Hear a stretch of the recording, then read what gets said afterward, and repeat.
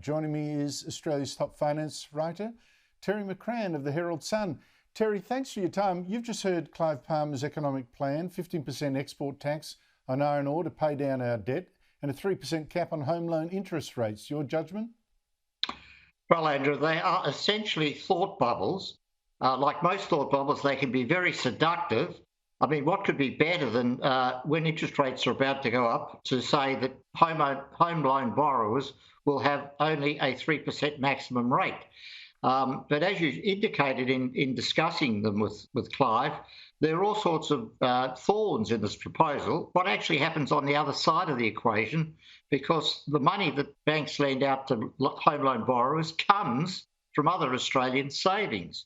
So the inevitable consequence of that is to continue the zero or near zero interest rates that savers have been getting on their on their deposits all through this period. And you continue to hand out what is essentially a massive subsidy to home loan borrowers. Now, we could spend the next half hour getting into more of the detailed questions about how this policy is supposed to work. It just talks about home loan borrowers in general. It doesn't make a distinction between those buying their first home and those that might have 5 home loans or 5 investment properties. Are they also going to be subsidised by this proposal? So, I mean, and as you indicated, Andrew, it will cause all sorts of problems for the banks because they don't only get their money from depositors in Australia, they get their money on the international money market, and international rates are going up sharply overseas. And as you indicate, Andrew, you put it exactly correctly. If the bank has to borrow its money in New York or London or wherever at, say, 5%, then is stopped from lending at more than 3% domestically, it's going to lose significant sums of money. So it's really a proposal to fundamentally disrupt and destabilise the banking system. And we don't really need that precisely given what sort of future we now face. What about the other thing? Clive Palmer's plan that he'll put a 15% export tax on our iron ore to pay down our debt, iron ore being our biggest export by far. And his theory is, well, China and the rest of Asia, they can't find anywhere else to replace our iron ore, so they have to pay. That's essentially his argument. What do you make of that?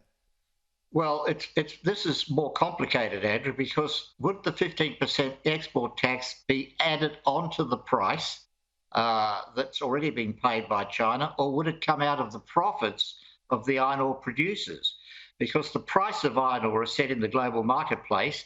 And yes, China gets most of its iron ore from Australia, but not all of its iron ore from Australia.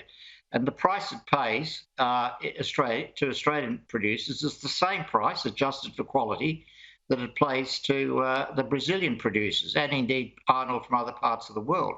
And the same applies to all our other exports of natural resources. So the prospect is that this might end up being a tax on the prices, on the profits and the earnings and the dividends, and again, the tax revenues that BHP, Rio, his other resources billionaire, Twiggy Forrest, pays, and indeed Gina Rinehart. So, I mean, none of these things are simple. I mean, that's the problem with thought bubbles. They seem to be offering a very simple, one-size-fits-all solution to a problem, but they actually become more complicated when you try to get them to see how they would actually work in practice.